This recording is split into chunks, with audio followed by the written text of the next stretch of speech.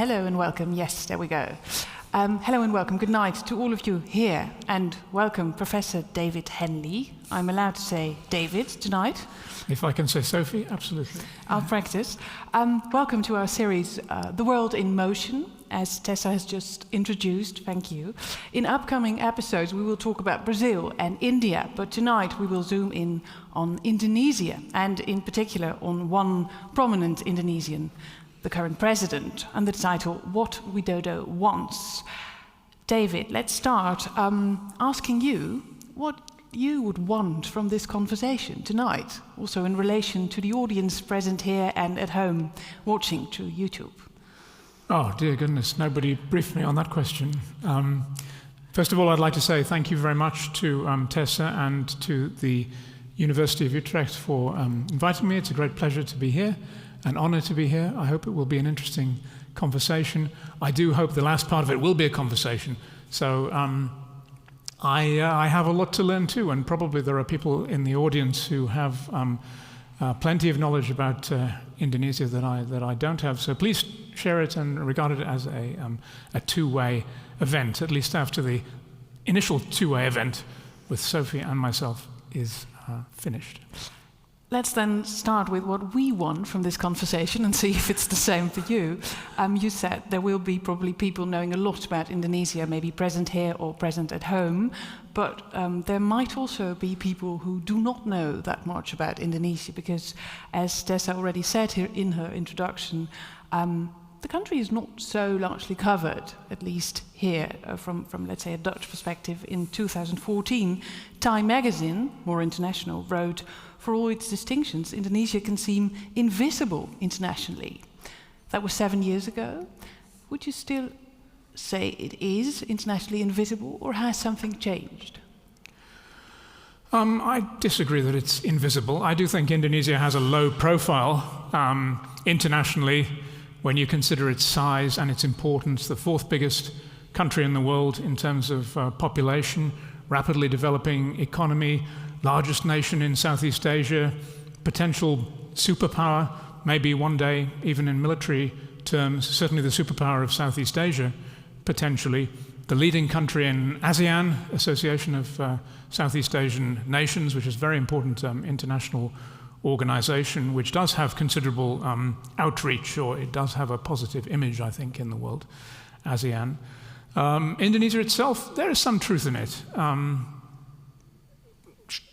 Would you like me to speculate on why? Yes. I don't think it's changing particularly in the present time.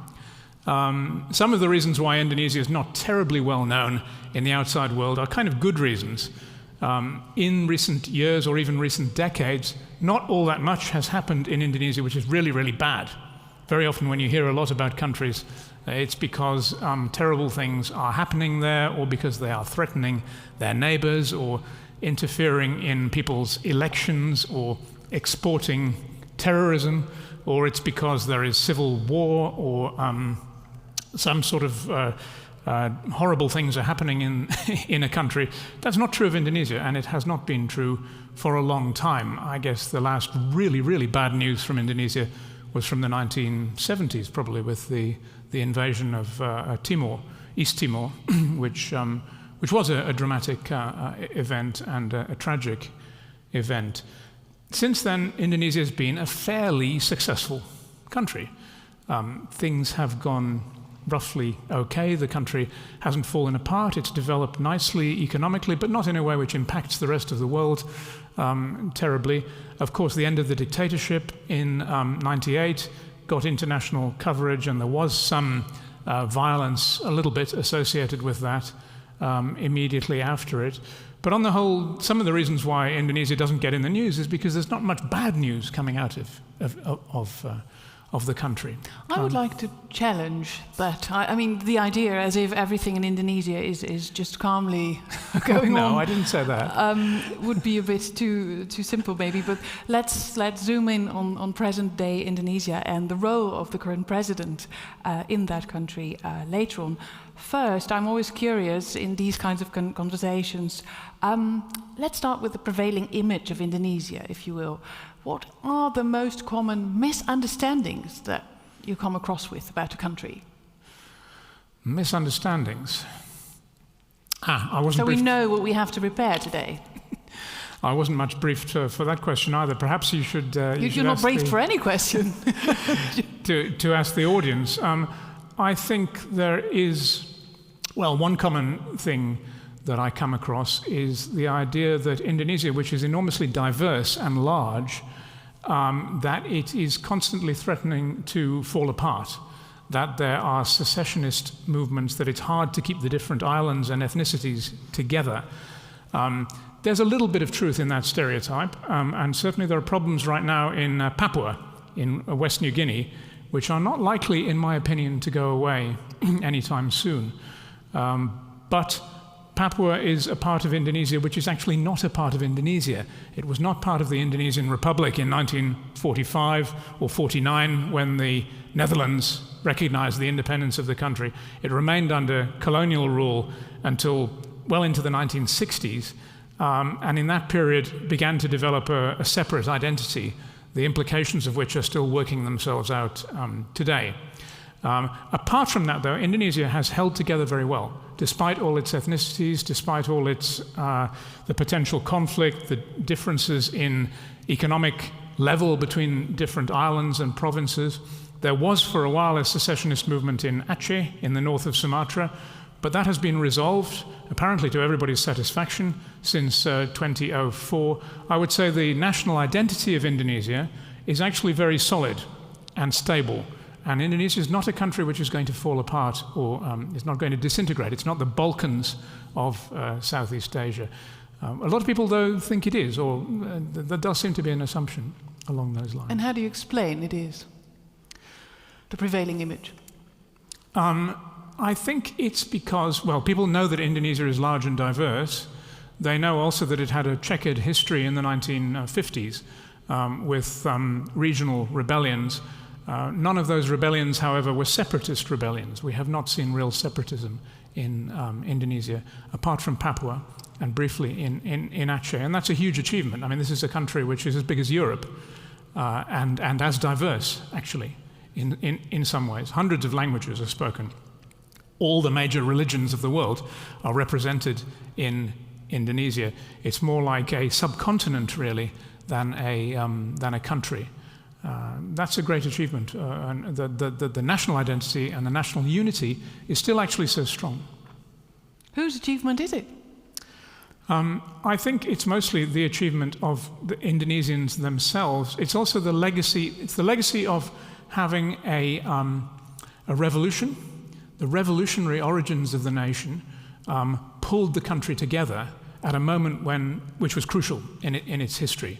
The country was pretty much united in the independence struggle of the 1940s, cutting a long story a little bit short. The attempt by the Dutch to create a federal system was so transparently a divide and rule strategy that it really convinced all Indonesians that they had to have a unitary state, but certainly a unitary nation, that they had to show solidarity. So I think it's largely a product of that period. And in the wake of the revolution, we got very unified educational institutions, very little political decentralization. People come up through the same school system, learning the same language, same curricula, same institutions. I think the early history of Indonesia early history of Indonesia as an independent nation really served to glue it together, and that glue is still strong today. Let's zoom in on how the current president is acting in this very diverse country nowadays. Later, first, since we are in the past already, I'd like to dive into your personal past a little deeper, in order to understand your fascination with the country, the continent, as you almost called it. You are a graduate of Cambridge University. You did a PhD at the Australian National University. When you first came to Southeast Asia, it was as a tourist, if I'm informed yes, well. Sure, yeah. And as I understood, it turned your worldview at the time upside down. What happened, and where were you? Were you in Indonesia, or were you somewhere else in the first instant? I traveled to Southeast Asia as a backpacker, like so many people did and do, even more now. And fell in love with that part of the world, especially in Indonesia. It is beautiful, it is surprising, it is little known, at least it was little known to me. In Holland, of course, there's a historical connection with Indonesia. In Britain, there isn't, so it's even more unknown than it is here. And it was very surprising and interesting to me. Everybody loves the cultural richness and diversity of Indonesia and Southeast Asia. Also the natural environment, the beauty of the country is, as you know, spectacular, unmatched. There's nothing as beautiful as Java and Bali for in almost every respect. It's just the most loveliest place on earth. At least that's my opinion, and I think it is widely shared. But also, I arrived there at a time when I actually arrived in Singapore and Malaysia before I went to Indonesia. And this was a time when Southeast Asia was developing economically even faster than it is now. The Suharto regime in Indonesia was coming into its stride. The fruits of the developmental state were becoming apparent. Singapore, of course, was already a hyper-modern city, far more modern than anything that I had seen in Europe. And that surprised me because I had learned in school, and even in university, I'd learned a lot about the problems of the developing world and how difficult everything was and how great the challenges were to be faced. But nobody had ever told me about the achievements of the developing countries. And the moment you step out of the plane in Singapore, as I know some of you will have done, you think, wow. I mean, you may not like the modernity, the hyper-modernity of Singapore and its gleaming skyscrapers, but it's impressive if you are not expecting it. And I guess I was captivated not only by the usual touristic things, but also by the sense of dynamism and progress which we had in Southeast Asia. Still do, actually. It is still a dynamic place. You described Singapore, but what was it that really struck you in terms of Indonesia, in this enormous region? Why was it Indonesia for you, that you studied largely in your life? Indonesia was a mixture. Indonesia was developing rapidly too. Not so much skyscrapers and monorails, but schools and hospitals and roads and the country. You could see people going to school. You could see the development happening. You could see the construction. You could see that things were improving, and you could see that poor people who had been desperately poor were getting richer. And I thought that was a very good thing. I did not have that antipathy to development, which some visitors have. They only want to see the ancient cultures and the untouched nature. I was impressed by that sense of progress, especially where it really counted. Stopping children from scavenging on garbage tips, right? Getting them into school. The poorest of the poor were being helped, and that was in the middle of what was actually at that time the greatest and fastest poverty reduction in all of human history was Indonesia, 1970 to 1990, roughly. So something like 50 million people were disimpoverished in that period. They were not made rich, but they were raised above the poverty line. And the sense of achievement there, it was exhilarating for me. And you don't have that in Europe, right? Europe is, especially Britain, but Europe in general is much more slow-moving. And you know, the cracks in the pavement, they stay the same for 100 years. Everything is the same. In Southeast Asia, everything was being built and renewed and actually improved.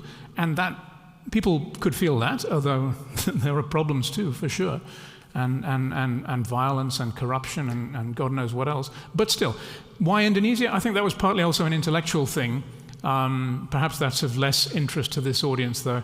I had read a famous book, Benedict Anderson's book, Imagined Communities, which some of you may have read, which came out in '83, the year before I went to Indonesia. And that was also an extremely fresh and important intellectual vision, which inspired me. And part of it was about Indonesia. So there was a connection on the intellectual plane there as well. And from there on, it is history in terms of your history with Indonesia, because you ended up being one of the specialists about the country in Europe. tonight we will zoom in on the figure and role of the current president, Mr. Joko Widodo, widely known as Jokowi. How would you call him? Is Jokowi, is it a friendly nickname, or is it... No, pretty much everybody calls him Jokowi. Yeah, right. We can use it in a not partisan way. Yeah. He comes from a relatively humble background, one could say, running a furniture-making company. What motivated him to go into politics? Could you describe his figure a bit for those of us who don't really know him that well? Jokowi comes from a humble background. He was a small businessman. And he worked his way up very, very rapidly in politics through the new democratic systems which had been created following the end of the Suharto dictatorship in 1998. And he vindicated those systems. He showed that the new democracy could work, or at least it could make it possible for somebody without wealth or connections, and also without being corrupt, because Jokowi is not personally corrupt, I think. You're very strong about that. How come you're so sure to say? Yeah, well, there may be horrible revelations down the line, it's true. But I certainly don't think that Jokowi is motivated by money. He's not in politics to fill his pockets. I do believe that. He has had to make an awful lot of compromises along the road, and we'll talk about those later. But I do not think personal enrichment has ever been his motive. His motive, he does absolutely have personal ambition, for sure. You have to get that far. He also has a genuine care for his country, I think. He is not a bad man. He has some good ethical qualities. And he used those to become elected, first of all, as governor of Surakarta, Solo, in central Java, mayor, actually, in which role he was very successful and very popular. He was then elected governor of Jakarta, the capital city and the biggest city in the country. And without finishing his term as governor of Jakarta, he then threw in his hat for the presidency and won. And won a second term as well. So he becomes president in 2014, and he wins his second term in 2019, and he's still a president of Indonesia today. And all those are direct popular elections, people voting in large numbers personally for Jokowi. He was a figure of hope at the time, in 2014, to stay there. He was named Indonesia's Obama, as some of you might know, Time magazine headline. So what exactly did people hope for when he was elected? That varies a bit. I think it was somewhat different outside Indonesia from inside Indonesia. The original ticket was very much a reformist ticket and an anti-corruption ticket. And on that point, especially as president, Jokowi has been extremely disappointing. Not in the sense that he, as far as I know, doesn't set a good example himself, but in the sense that he's been prepared to compromise to the point of failure on that point. As a champion of good governance, he has failed. I think that is clear. But that wasn't his only agenda. He also has a developmentalist agenda, which in some respects is inspired directly by the Suharto dictatorship. Not that he believes in dictatorship, but to some extent he sees democracy, and so do many Indonesians, not as a matter of rights or principles, but as a way of having the country governed better, and the main way in which that will be proved is by delivering economic benefits for the masses, and also by maintaining stability, making sure that there is not any sort of disorder in the country. On those 2 points, he has performed much better.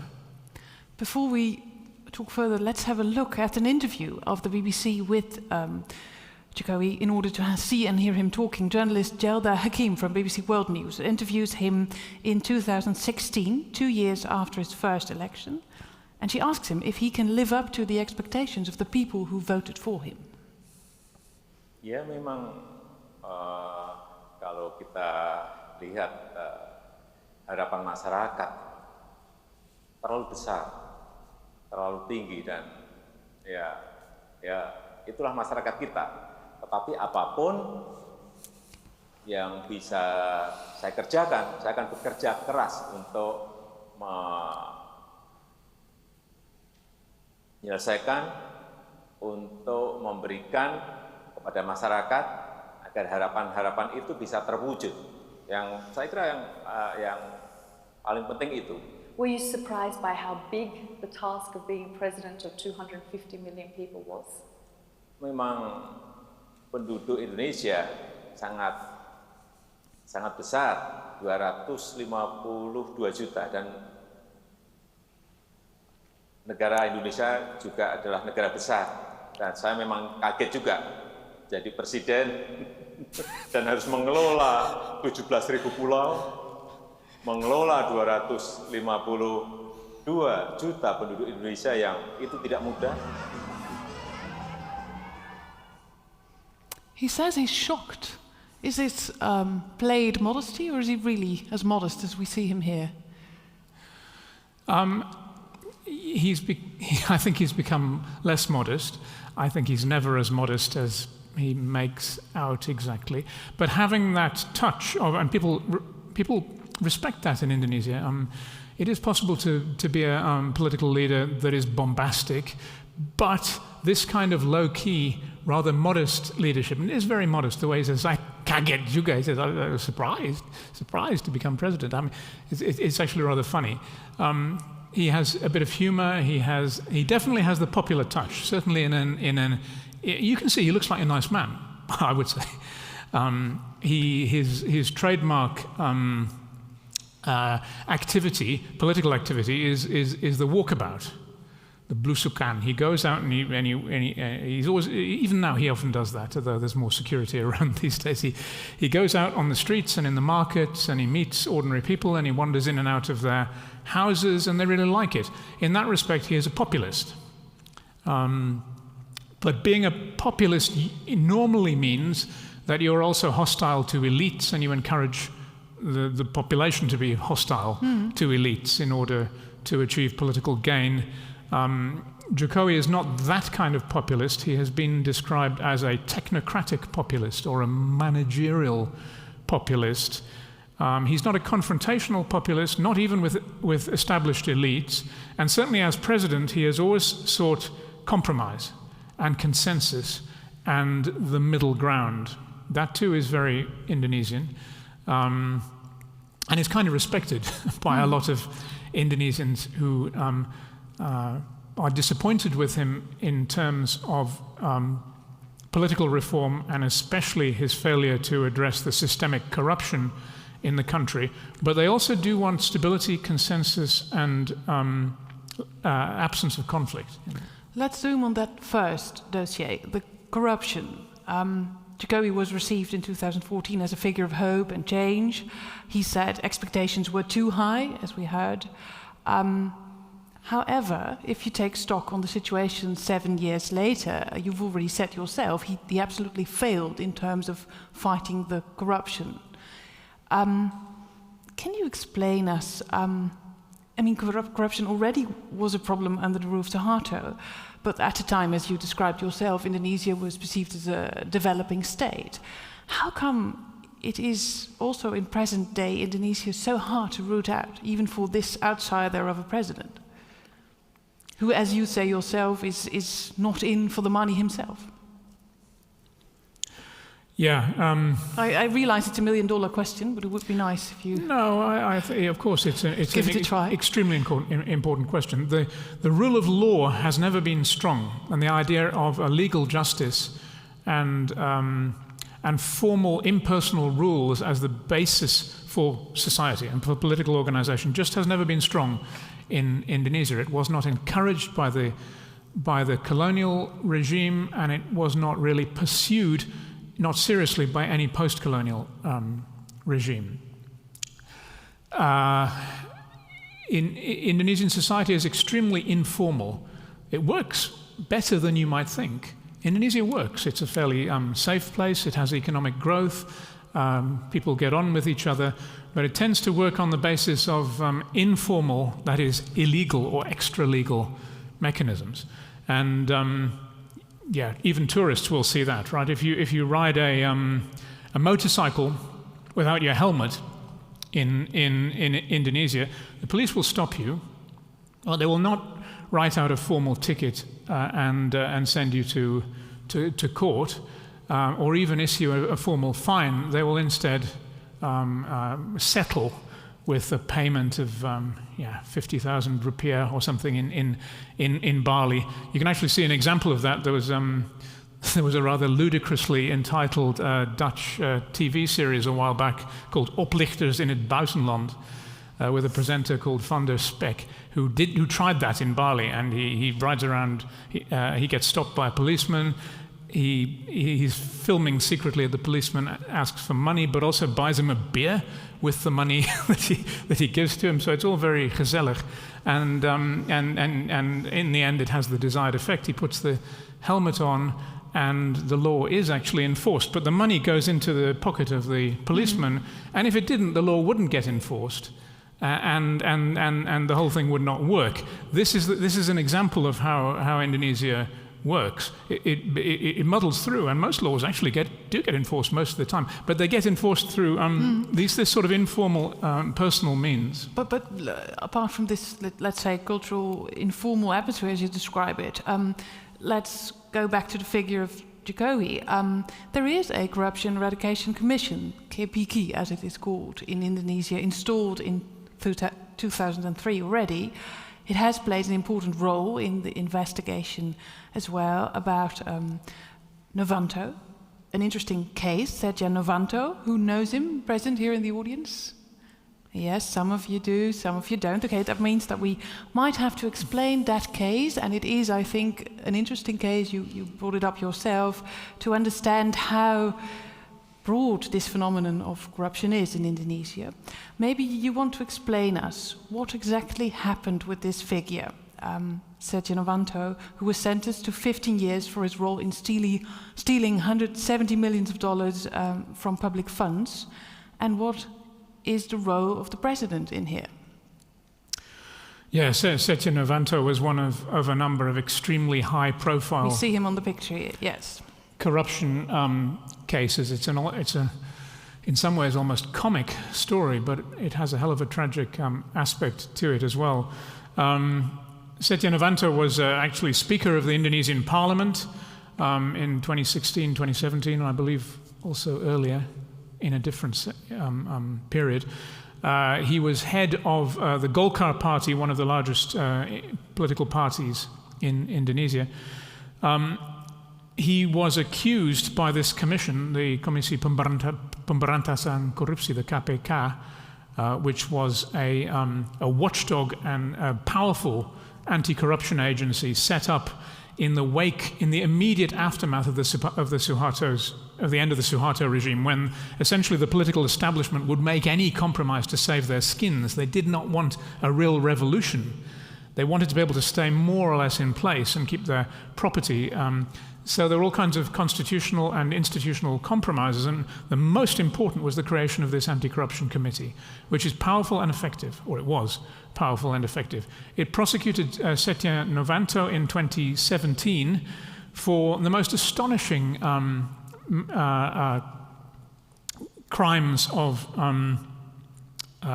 theft from the public purse. Novanto was in charge of the tendering for a new national electronic identity card system worth a hell of a lot of money.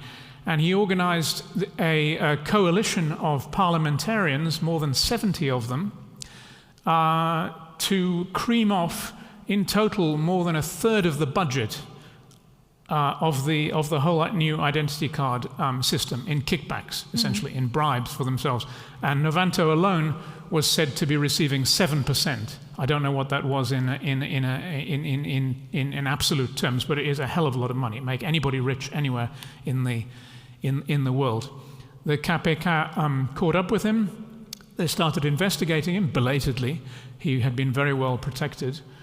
On the day that the KPK announced that he was not to leave the country because he was under investigation, one of its, and this is the less comic side of the story, one of the senior investigators of the KPK was very nearly blinded in an acid attack. Acid was thrown in his face in the street. He had to be operated. He lost an eye. Of course, Novanto denied that it had anything to do with his case, and admittedly there were other cases that it could have had to do with, but it was a hell of a coincidence. Eventually, Novanto had also been guilty of, or had narrowly escaped prosecution for almost as spectacular cases of corruption at earlier times. Eventually, after a tragicomic prosecution process in which he staged a car accident and pretended to have been injured in a car accident and other ridiculous attempts to evade the law. He was eventually sentenced for 15 years, which he is now serving. This was a successful prosecution. However, 2 years after that, the whole of the Indonesian parliament unanimously in 2019 voted to very seriously curtail the powers of the KPK, which is a serious and effective and popular anti-corruption agency. And they voted unanimously. Every parliamentarian, every democratic representative in the whole country voted to restrict the powers of the KPK. Now, Jokowi could have, in principle, vetoed that decision. There was a power of presidential veto. He didn't. He said, and I believe it's discussed later in the same BBC interview, or maybe it's another interview, in which he explains that this is actually democracy, and he has to respect democracy. To what extent do you think he really is a convinced corruption fighter? I also ask because there is this lunch that he had with Novanto when he was already far into, being discredited for his corrupt activities. He had lunch with him. Afterwards, he was reinstalled as Speaker of the House. So how convinced is Widodo with his corruption fight? I mean, he must also compromise with the ruling elite, of course, in order to stay in power. Yes, this is what this is all about. I don't think that Jokowi actually condones this sort of thing, but the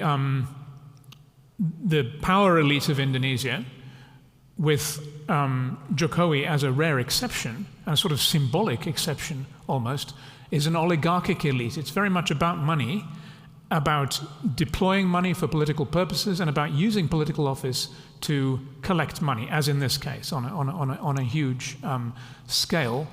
That's how it is, and Jokowi has to deal with it. He is he doesn't have limitless powers to change this, and he is able to do things. And he does want to do things, and his development projects are things which require the consent of Parliament. Even if he was to fight them, maybe somewhere down the line he could make a difference, but he wouldn't be able to get done the other things that he thinks he needs to do, and he would therefore lose probably a lot of the popularity that he has among the people, because if in the beginning he was his popularity was due to his cleanliness and his reformism, his political platform has changed, and now it is a developmental platform, mostly. It is to do with stability and growth. And also, people are not disappointed about that. Well, yes, they are. And there were very serious protests in the wake of the change in 2019, which restricted the powers of the KPK. But they're concerned about a lot of other things too. And corruption it's a trap, right? Once it becomes very prevalent, then it's very difficult, even at an everyday level, to break out of it. And people know that. They hate the corruption of, they hate greedy, powerful men like like Setya Novanto, but they can see that even at a lower level in everyday life, that's kind of how society works. And so there is anger, but the anger is moderated by the awareness that a problem of systemic corruption, first of all, is not the whole thing. You can achieve a lot, even in a society which is full of corruption. Westerners have this conceit that in order to have a rich society, you need to have a clean society, you need to have good governance. This is not really true, and the history of Asia in the last decades absolutely proves that, not only in Indonesia, but also in China, in Thailand, even in South Korea and Japan. They're still in many ways clientelistic, patrimonial, partly corrupt kinds of society. So it's not true that all good things go together in life. You can be corrupt, but you can still achieve other stuff, and Indonesia does. That's one thing. Plus the awareness of the deep roots of the problem and the perception that it's a problem which exists in the individual sphere as well, and that no individual can change it. Say as a low-level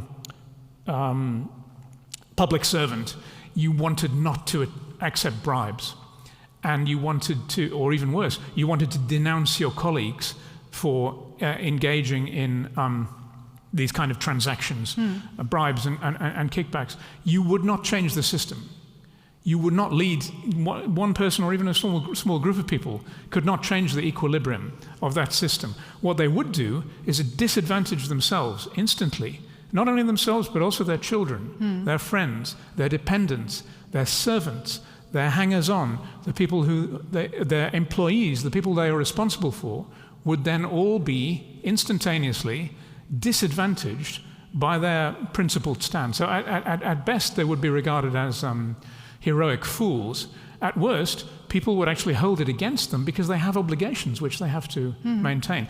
And that is a very serious trap. It's a collective action problem which is very difficult to climb out of. Yes, but apparently Jokowi has not really been well, I mean, his stalling anti-corruption fight is a fact, as you say yourself. Of course, at the same time, he focuses more and more on economic growth and stability for the country. It also makes him more authoritarian, as I understand. I mean, that's also a criticism, a fierce criticism that you hear towards his ruling. Would you agree? I mean, he has installed more and more figures from the past in his cabinets that are much more on an authoritarian road. Yes, military figures, and he's become quite close to the military, as collectively to the army, which was, of course, part of the government in the Suharto period, and even for a short time after the Suharto period, the Indonesian army had seats in parliament, which were reserved for it. That has to do with the revolutionary origins of the country. The fact that soldiers participated in an important way in the struggle for independence gives political involvement on the part of the military at some degree of popular legitimacy in Indonesia, which it does not have in other countries, not in Singapore or Malaysia, for instance. There's nothing like that in those countries. Jokowi is to some extent leaning on the military for political purposes, using the military for propaganda and even to help in his election campaigns. The thing about actually being authoritarian, forcing people to do stuff, I think is somewhat exaggerated. I don't think he is a dictator or even a budding dictator. You see that. He can't control parliament, right? Power is quite diffuse in Indonesia. It would be very difficult for him to be a dictator. But that's another exaggeration. I mean, the criticism, him being much more authoritarian than he was in the beginning, is, I think, fair. Yes, but what examples are given of that? You don't agree? Not entirely, no. I think that one is somewhat exaggerated. It's true that Jokowi has some authoritarian instincts, that he admires the daadkracht of the Suharto era, that he likes to get things done, and he realizes that democracy is not always an advantage when you want to get stuff done. When you want to build the port, when you want to build the public transport systems, when you want to build new railways and roads, it doesn't always help to have all kinds of democratic checks and balances. But in terms of the concrete manifestations of this authoritarianism, I think it's less than is sometimes suggested. But there's no doubt that he has some authoritarian instincts. That there is some truth in that. He has restricted. There are some examples. He has restricted internet freedom sometimes, especially in Papua recently. So freedom of information is not as great as it might be, and that's new for Indonesia. Oh, actually, it's not new, but it's new to in the internet era, at least. He has also, in 2017, given himself the power through a presidential decree, because presidents do have some executive power in Indonesia, to ban organizations as a threat to public order. And he's done it twice in a big way. And this brings us on to the topic of Islam, which I was heading for the last 5 minutes for this conversation of the two of us. Yes, thanks for getting the bridge. Do you want to? Yeah. Maybe you should first explain this ban that he.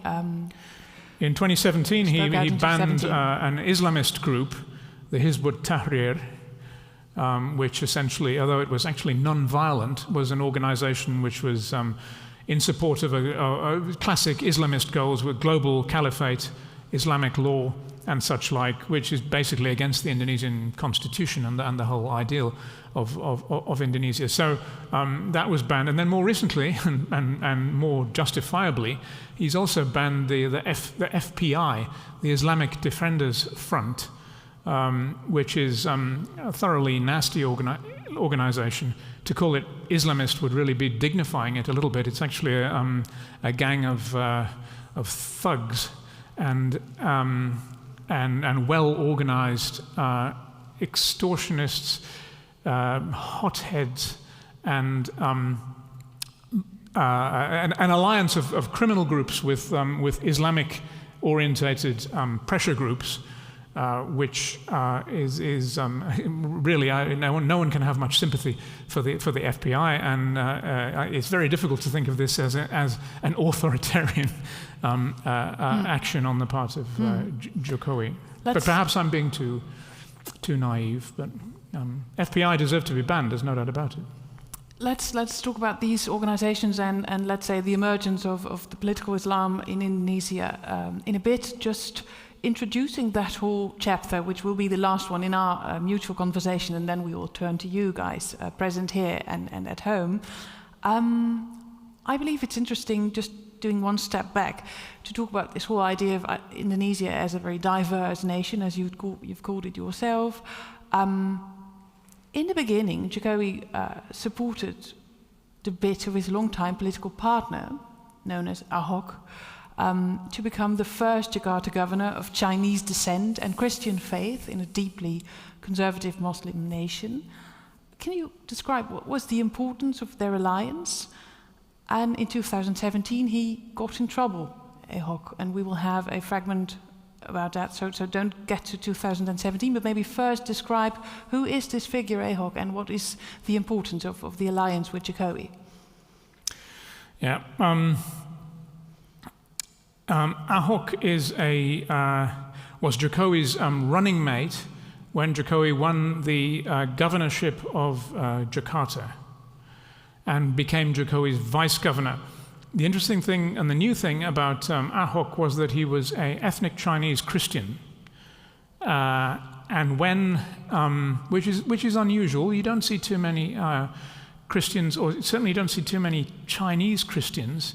That's a long story, but there is a significant ethnic Chinese minority in Indonesia, most of which is concentrated in business professions, commercial professions, and which is often the target of chauvinism and even hostility from the rest of the population. Especially the Muslim part of the population, which is 90% of the country, It was a bit unusual for Ahok to become vice governor. It was even more unusual when he became governor automatically after Jokowi became president. A lot of people were not happy with that, essentially for reasons of chauvinism and ethnic or religious prejudice. And that an unfortunate statement, I believe you're going to remark, that Ahok made was used against him and as a political tool, eventually had him not only de-elected, but also accused of blasphemy, or rather religious defamation, penistaan agama, which is a crime in Indonesia, and actually jailed for 2 years. So from becoming governor of Jakarta, he went to jail, essentially for reasons for religious reasons. And Jokowi abandoned him. He betrayed him. Yes, Ahok got in trouble 2017, and Widodo could not save him, did not save him, did not want to save him. No, maybe. he didn't. Briefly, we'll look at a short excerpt of a report from journalist and former Indonesia correspondent Step Vase for Al Jazeera in 2017 about this case of Ahok. The governor of the Indonesian capital, Jakarta, Basuki Cahayapurnama, Ahok, arrives at court as he stands trial for blasphemy. The man was the capital's first Christian and ethnic Chinese governor since the 1960s could be punished with up to 5 years in prison.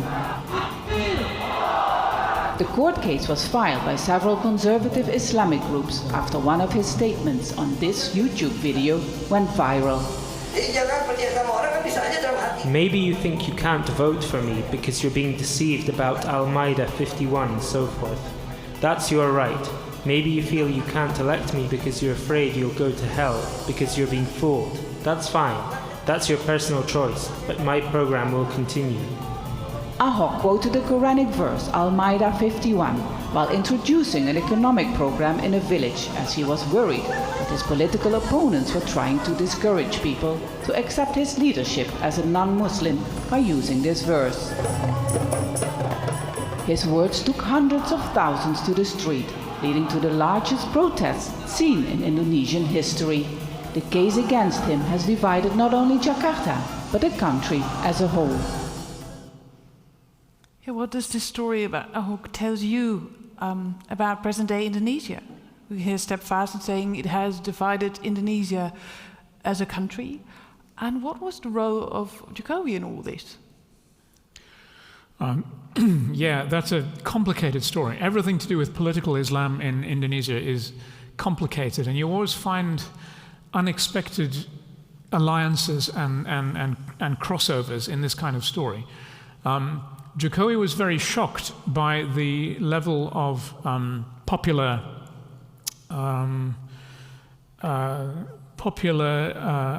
unhappiness and the size of the protests when Ahok was accused of blasphemy, of insulting Islam, on account of this not particularly insulting extract which you saw now, and he realized that it might be seriously dangerous to him. So instead of standing by Ahok, he went down to the protest one day in 2016, and he actually started praying together with the leader of the FPI, which was the one that's been banned last year, and which was the main organization involved in orchestrating these mass protests, and kind of gave the FPI some sort of stamp of approval at that time. Defeated them, as it were, with kindness, tried to bring them on side a bit, tried to calm them down, tried to be inclusive rather than taking a moral stand. And it seems to me that's pretty typical Jokowi. In the end, he could not sustain that. The confrontation came.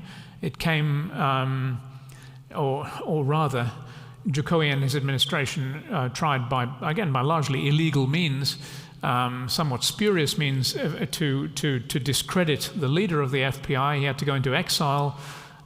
He came back last year, and then he was arrested for breaking the COVID regulations. and imprisoned for that, along with some other things. And then the FPI was banned. It was all done in a rather again, and I sort of it was all of dubious legality and correctness. But the confrontation did come eventually. But at that time, Jokowi essentially backed down for the FPI. If he hadn't done that, probably the courts, which are very politicized in Indonesia, would not have dared to imprison Ahok. These are the enormous compromises which Jokowi has made to become and to remain president. What do you make of all this? I mean, what is the approach of Jokowi towards religion in politics in general, but to this particular religion? Because he also took, widely seen as an attempt to appeal to Islamic voters. He took a senior cleric as his vice presidential running mate in 2019. And then he bans the organization FBI. So what is it, and how important is the emergence of political Islam in order to understand present-day Indonesia? Yeah, he took as his running mate.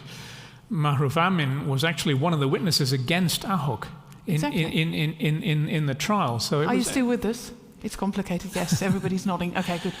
Okay, the bigger question. Okay, if there is a political spectrum, an ideological spectrum in Indonesia, it's not left-right, or it hasn't been left-right since the 1960s. It is, as in many Islamic countries or majority Muslim countries, it is secular Islamic, you might say. So there's one side of the political spectrum, the green side, if you like, the Muslim side, wants to see Islam play a more important public role and a more important political role in the country. The other side does not want that. They want to preserve the pluralistic traditions on which the country was founded, the pluralistic principles. Luckily, those principles are strong and strongly entrenched. So, but that's really the political spectrum, the Islamizers and the pluralists. Or sometimes they're called nationalists, because, as I say, it is a pluralistic principle on which the republic itself was founded. The good thing about Jokowi is he is definitely explicitly on the pluralist side of that spectrum. Jokowi is a defender of pluralism, even if it means becoming authoritarian. In fact, the term authoritarian pluralism is sometimes applied to Jokowi and to the regime since 2019, since the last elections in Indonesia. So Jokowi is on the right side of that. However, even if you're a pluralist, you cannot afford not to appeal to the Muslim electorate in Indonesia. That's just not it's just not on, right? Because Muslims make up 90% of the population, because the amount of popular piety and identification with Islam, as in much of the rest of the Muslim world, has been increasing over the past decades. People in general, Muslims, have been taking their Muslimness seriously, more people going to the mosque, more people going on the pilgrimage, more people thinking seriously about what it means to be a Muslim. There's definitely a trend toward greater religiosity in the society as a whole. Ma'ruf Amin, although he was a critic of Ahok and a defender of Islam as he sees it, is also on a more liberal, a more tolerant wing of the Islamic world. He is the leader of the Nahdlatul Ulama, which is the, it's not exactly liberal Islam, but it is certainly a group which stands for a tolerant Islam, and one which can which can live with pluralism and can live with democracy, and does not need to have Islamic law enforced by the state. A lot of good things to be said, actually. But he's seen as a very conservative voice. He's seen as a very conservative voice. Yeah, conservative, yes, and you saw that in the way that he approved of Ahok's prosecution. However, conservatism means odd things in Islam in Indonesia. Conservatism does not mean orthodoxy, okay?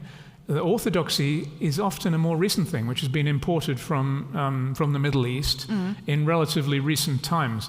The Islam of Java, in particular, is quite tolerant, it's quite syncretic. It actually incorporates elements of other religions, even religions, into it. The purists regard it as actually not really Islam.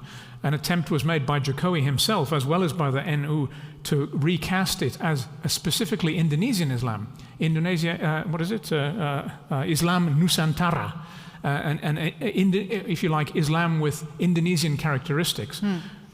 This is actually a good thing, even though Ma'ruf Amin is part of it.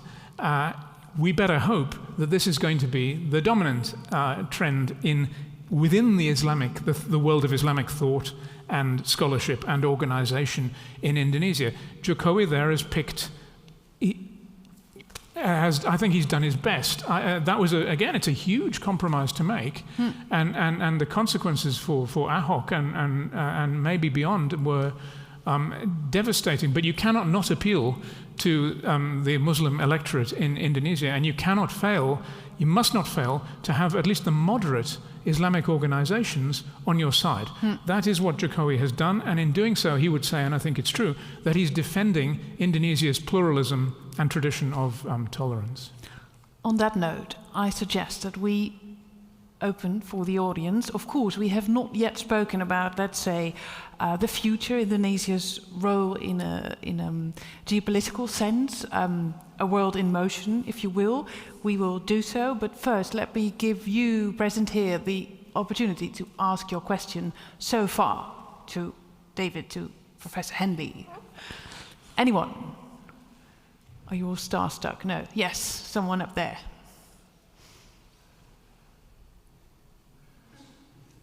Microphone is coming your way. Maybe very briefly introduce yourself and make it a short question, please. Okay, I will try to make it short, but hi, I'm Nina. I was wondering about your statement of Indonesia being a unified country since the revolution, despite what happened in 1965 with the mass killings of the communist people and also ethnic Chinese people, I believe, and other minority groups. But I was mostly wondering what impact this event had on the national identity of Indonesian people.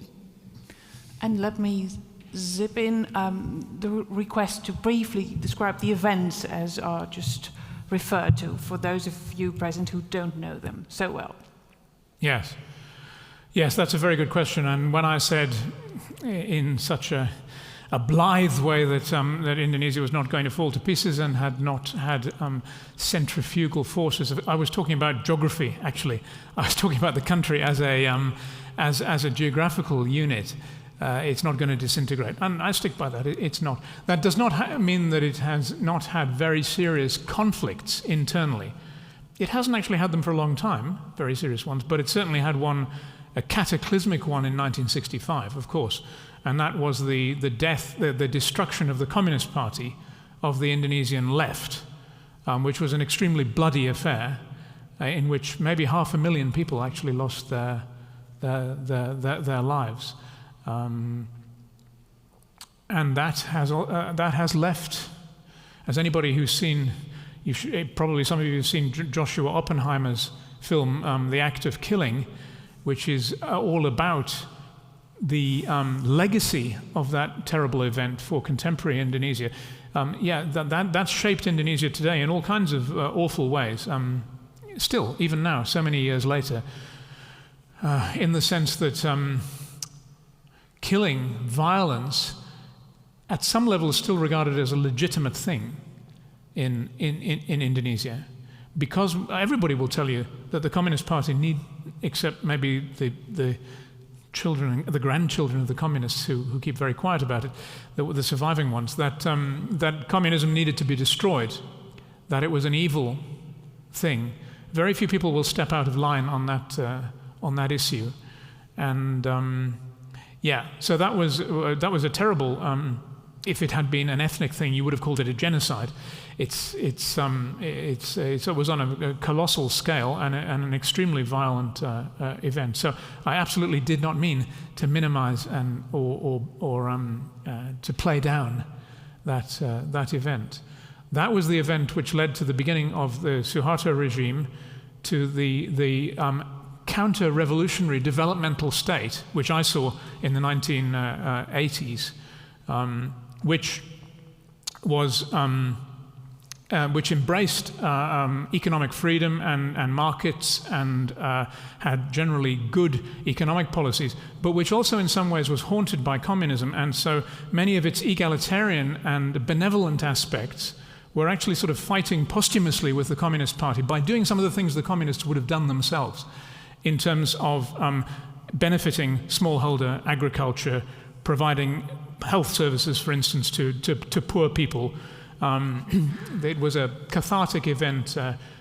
Throughout Southeast Asia, we see that we have these essentially anti-communist developmental states, which are actually very effective because they were, in order to beat the communists or even to beat the ghosts of communism, they were actually imitating some of the good things that the socialists would have done. They did have a redistributive, an idea of shared growth, an idea that they had to eliminate rural poverty, because rural poverty is where the revolutionary threat came from.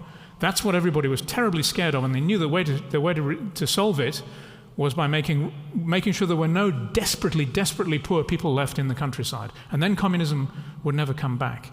So, yeah, that's some of the background on that event. Yeah. Room for another question from the audience. Yes.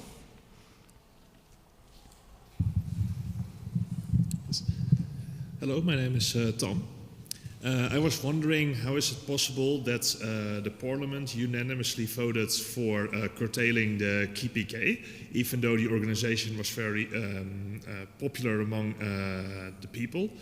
In that case, I would expect that there would be at least opposition parties or MPs that would know it's more for their electorate, it would be better to vote against such a law. So why didn't they? Just briefly, right? The KPK, for those who tuned in later, maybe the Corruption and Eradication Commission.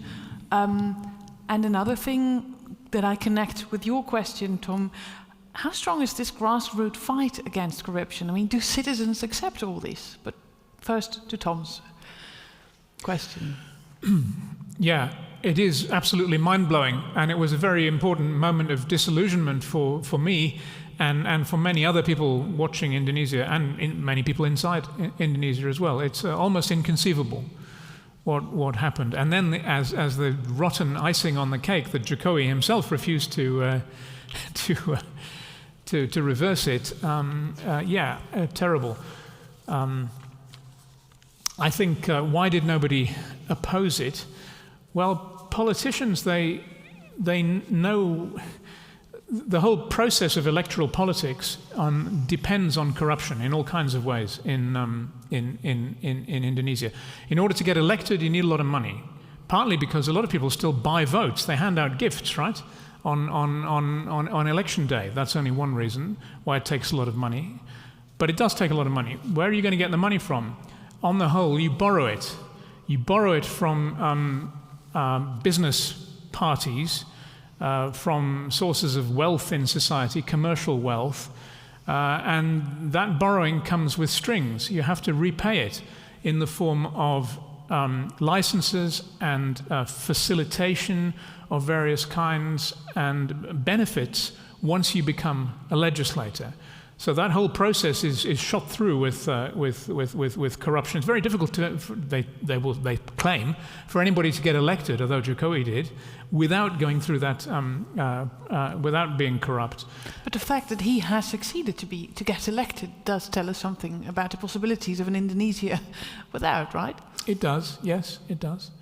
And I won't deny that I'm absolutely still 2 years on completely shocked by that event, which I think didn't get that's one thing which should have got more attention in the world's press, because it was a declaration on the part of Indonesian legislators, on the part of democratic Indonesia, the parliament of democratic Indonesia, public declaration, formal declaration to the country and the world: we are going to be a corrupt country, and we're pretty much proud of it.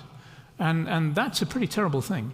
It means that there's no prospect for justice or anything that I would recognize as justice in Indonesia in the near future. And how it happened, the corruption is very systematic. Also, as I say, it's probably the main cause of it is the electoral process, the process of getting elected. There's the most important single root of the corruption at high levels, at least, in society. Also, Parliament forms into broad coalitions. There is an opposition, but the opposition is small. What happens is that when one party, one group is winning, Jokowi's group at present, both in the last parliamentary term and in the present one, then you get all kinds of defections, and parties line up behind the winning party. The reason they do that is because there's no money in being in opposition, right? So, and the people who are in that boat, at least, are not going to rocket by voting against such a resolution like this one, because they'll piss off all the rest as well. Why the smaller opposition didn't vote for it? I'm surprised that they didn't. I'm surprised that there was no parliamentary opposition to it. That's true. Yeah. Let me, of course, keep thinking of questions if you want to. There's absolutely the possibility. Yes, okay, I know you want to. Yes, okay, wait. I'll just come to you. I have one question that was sent to us by YouTube by Alyosha. I hope I pronounced your name right. She asks, and this is also connected a bit to opposition forces in Indonesia, do you agree that Jokowi has not been able to implement more of his ambitious agenda because he had to incorporate cross-currents in his government, for example, Prabowo and the religious leaders that we just mentioned? Maybe the figure of Prabowo you have to sketch first before answering the question. Yes, Prabowo, thank you for the question. Prabowo, of course, was Jokowi's great political opponent. And Prabowo was a former general under the New Order. He's also a former under Suharto's New Order, the dictatorship. He was an army officer. He was also the son-in-law for a while of Suharto himself, of the former president. He's widely regarded as a completely unprincipled man. He was not allowed for a while to enter the United States and some other countries because he was regarded as having been behind killings and human rights abuses at the time of the fall of Suharto. He has lined up, although not himself a very Islamic person, I don't think he's got a religious bone in his body, I could be wrong, he has not hesitated to line up with the Islamic right whenever it has suited him to do so. Including the FPI and the more ugly elements of it. It's a very unsavory figure. And I still think that it's better that Indonesia has Jokowi at the helm and as its symbol, as its even if it is a bit symbolic, it's still better for us to have the pluralist. But wait, one important detail, Prabowo is defense minister now under That's right. Jokowi. Having defeated Prabowo in 2019, Jokowi once again invited everybody in to the ruling coalition. He tried to create a wide power base for himself, again in order to get things done in his that were on his above all his economic agenda, and to neutralize the opposition. So Prabowo actually became defense minister, a man who was a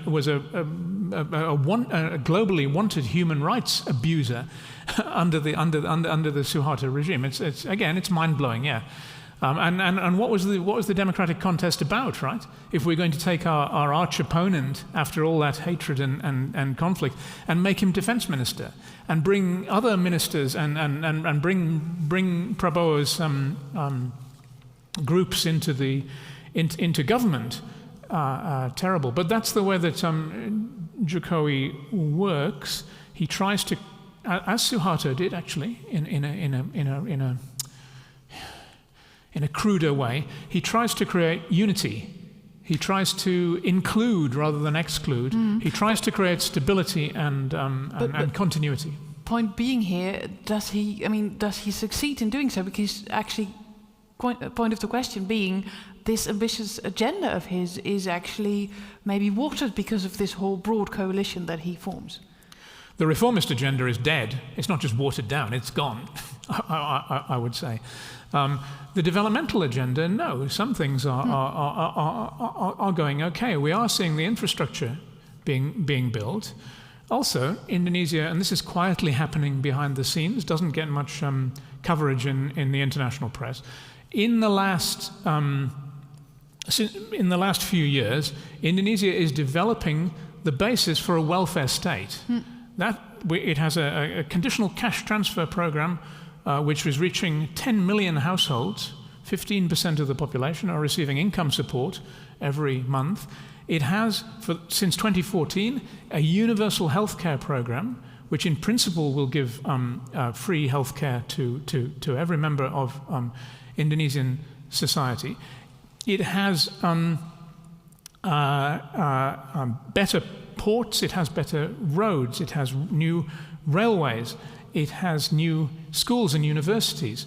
It has, in Jakarta, for instance, one of the flagship programs of Jokowi was the new public transport system, the mass rapid transit system in Jakarta. Jakarta really needs an underground railway, and now it's getting one. And the first part of it was built in time for Jokowi's re-election in 2019. So it's not true that all the other things are failing. The anti-corruption agenda, no, forget it.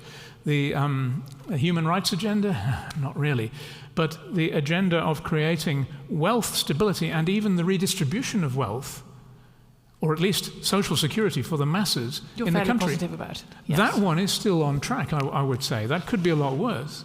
We have 3 more questions from the audience, and I want to end definitely with the more geopolitical perspective. So I suggest we take the 3 questions in a row, then we bundle them, and you can respond. So the mic to the ladies over there. Yes. Hello, my name is Arsha. I have a question regarding the influence of Megawati as the leader of a party of Democratic Indonesia, which Jokowi is a part of. This is my own personal opinion. I see that how Megawati and the party itself influenced Jokowi's decision, making me see him as a puppet of Megawati. What is your own opinion about it? Okay, we note your question. Thanks. That's one. And then second? Hi, my name is Riva. So my question is, considering that Jokowi popularity is also because of the huge budget spent from his political party, votes from the grassroots are rather easy to be bought by large parties. And would you still say that Indonesia is a democratic country? And also, will there be a chance for future president from independent or smaller political party? Thanks. I guess we had 2 questions then from your bench. Did we? Yes. Okay. Thank you. And we have one in front. We'll come back to you later. Okay. First, these 2 maybe, or actually 3. Is Jokowi a puppet of Megawati? I really don't know. Describe the figure of Megawati, please. Megawati is the head of the, formally, at least the head of the party, the PDIP, the Indonesian Democratic Party of Struggle. It's awkwardly translated in English, which Jokowi belongs to and has belonged to for many years. Personally, I think it would have been better, if you ask me, for him to set up his own party, like SBA did. But whether he's actually a puppet, I don't know. I kind of doubt it. I think he's more a puppet of the broader forces and the winds of the broader political constellation, rather than being the puppet of a single figure. I doubt that. I mean, Jokowi has had alliances. He actually had an alliance with Prabowo at a very early stage, right? Prabowo and his brother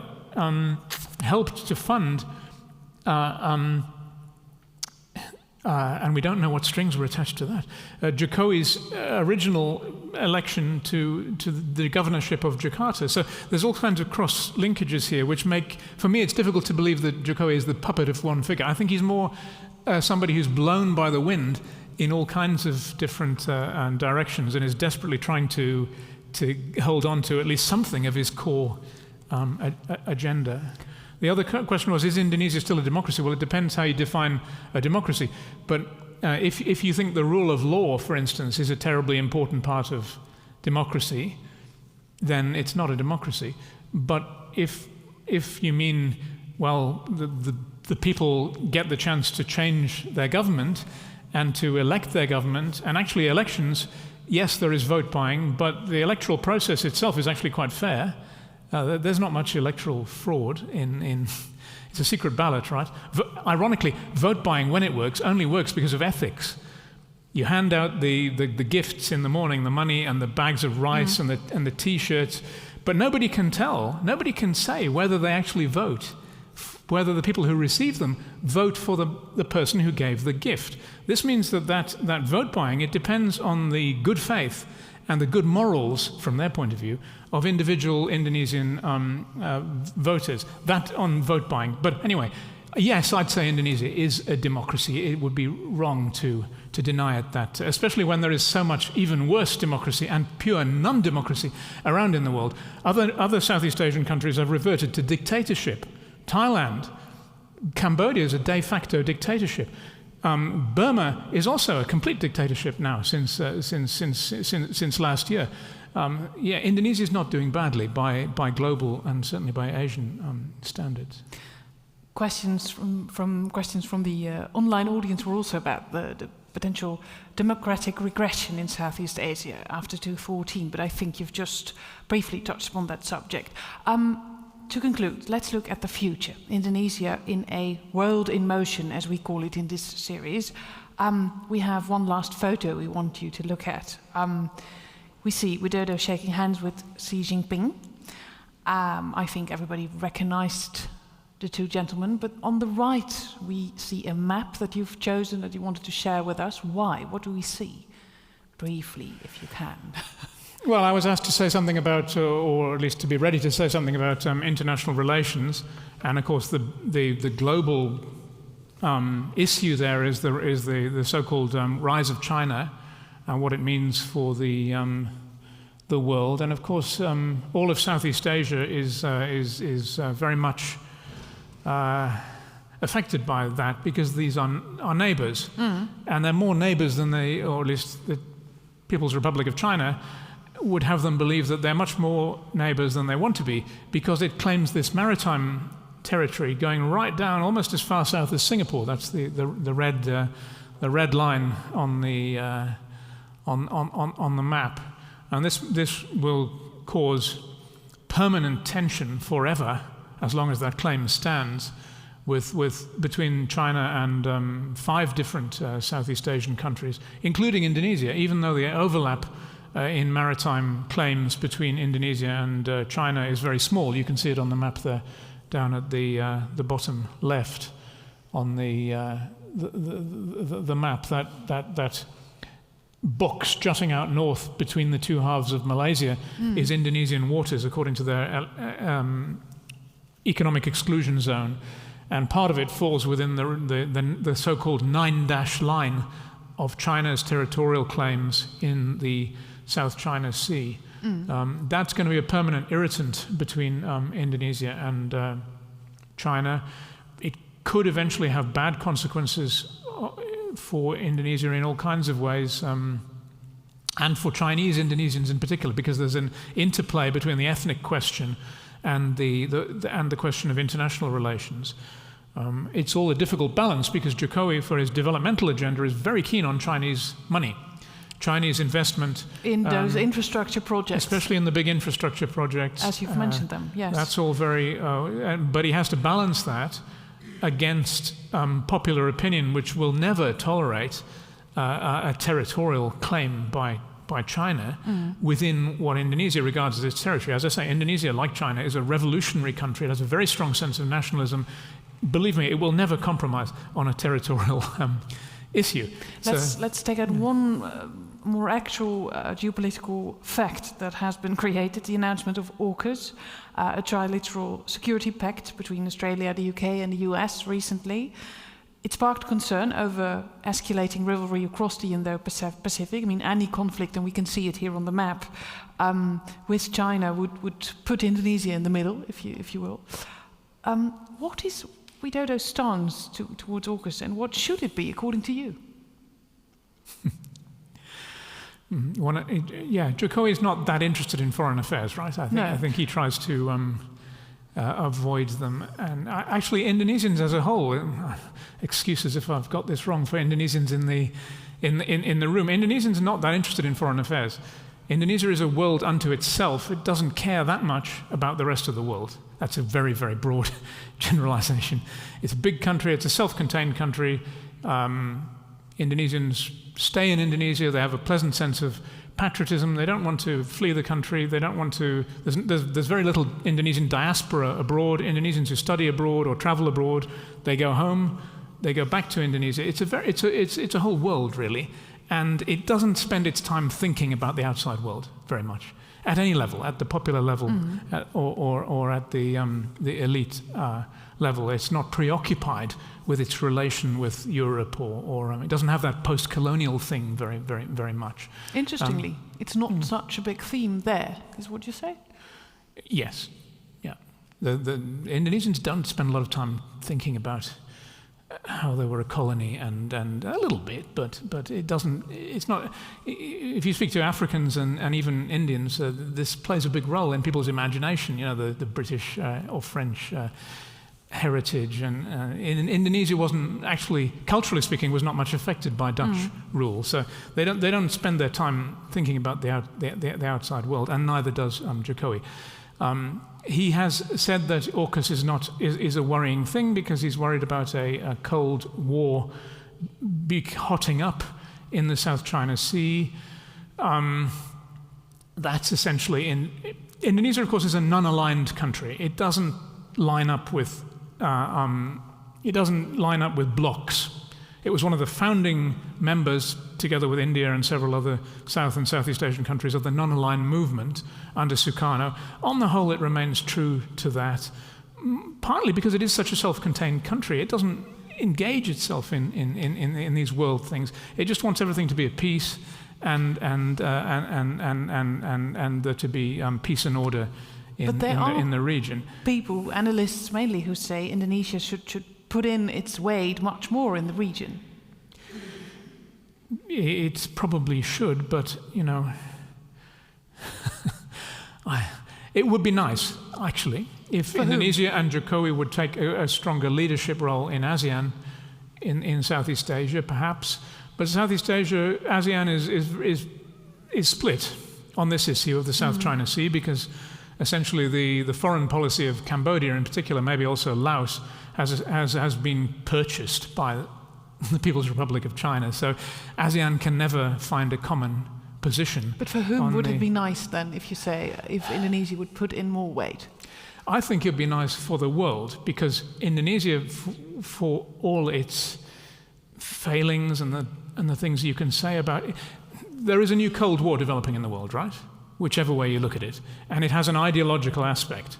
It is the conflict, maybe not a physical conflict, but a long-term opposition, at least, between a totalitarian model of society and economy, which is the Chinese model, and a democratic, or at least pluralist one, which doesn't want to see strong states and control of information and rigid power structures and unfreedom. Yeah, on the whole, Indonesia, I think, broadly speaking, together with India, is potentially the core of an Asian democratic alliance.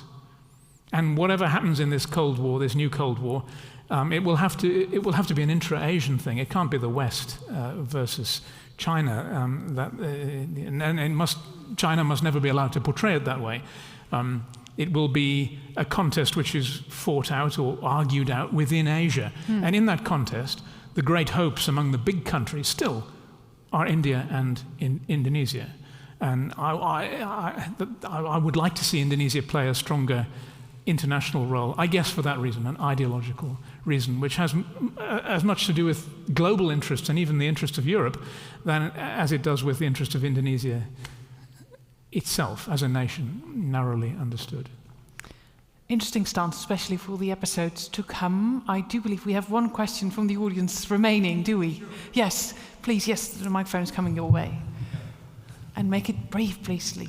Try to make it real short. It's just I was curious about, does Indonesia have its own alcohol policy? Because there has been a ban on alcohol, which may be interesting and informative, because it's such a huge country, and well, if they want to change the game and grow out to be a leader, this could be maybe something new. Such a great question. If we would have a bar, but we don't have one tonight, I believe, but maybe alcohol. On the alcohol politics of Indonesia, last one. Yeah, I'm not quite sure what the status and effectiveness of that alcohol ban is now. I haven't actually been to Indonesia in 2 years now, and I have not physically, and I have not asked Indonesians about it. Perhaps somebody's been there more recently can tell us about alcohol. What's the... Sorry? Yes, we do have information from the audience about the alcohol ban, yes. No, there is no ban. Oh, there is no. You can drink. You just don't get it in a mini market, that's it. And not on the not in warungs either, right? No. Maybe secret warung.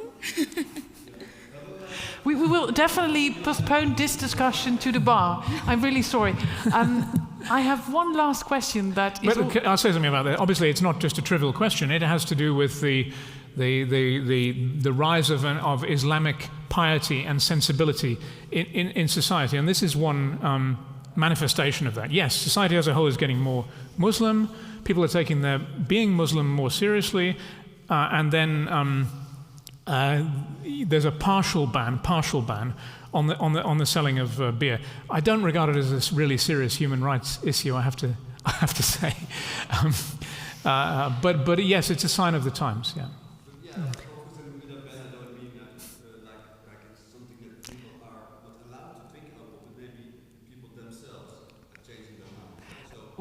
I'm really sorry, but because I'm conscious of time, I'm really going to postpone this one to the bar, or the imaginary bar that we have tonight.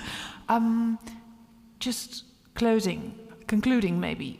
I found it really interesting to see and to hear that you started, as I thought, rather positive about this whole legacy of Jokowi so far, but on the go, I noticed that you were also rather critical, and you called some of his moves mind-blowing. I do want to thank you very much for your generosity of sharing your time with us and your insights tonight. One last question. What is the question that puzzles you most about Indonesia still? That puzzles me most? It might be that question. How come nobody... That's an easy one. How come nobody even abstained in the vote against the KPK? Okay. That was an extremely good question. It's one which bothers me and a lot of people, I think. And I'm sorry if some of what I said sounded contradictory. I do like to start on a positive note. I mean, although I'm not Indonesian and don't pretend to be, I do love Indonesia, and I do like to be positive about it. But Indonesia is a contradictory and complicated place, and it's a place where great achievements and amazing things sometimes go hand in hand with the most appalling misstanden. It's a paradoxical place, and that's why people, it's not just me, you will find contradictory statements about it. I believe it's even the title of the biography of the president, of Mr. Widodo, A Man of Contradictions.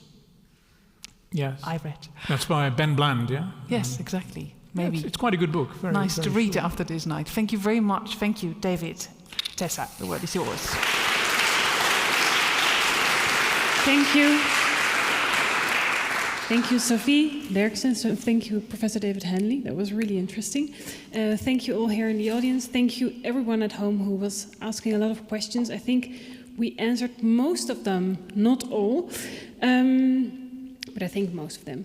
We're back at the 9th of November with Professor of Brazilian Studies, Kees Konings. about Brazil and Jair Bolsonaro. And on the 30th of November with political scientist Professor Srirupa Roy about India and Narendra Modi. In the meantime, visit our website, sg.uu.nl, and our YouTube channel.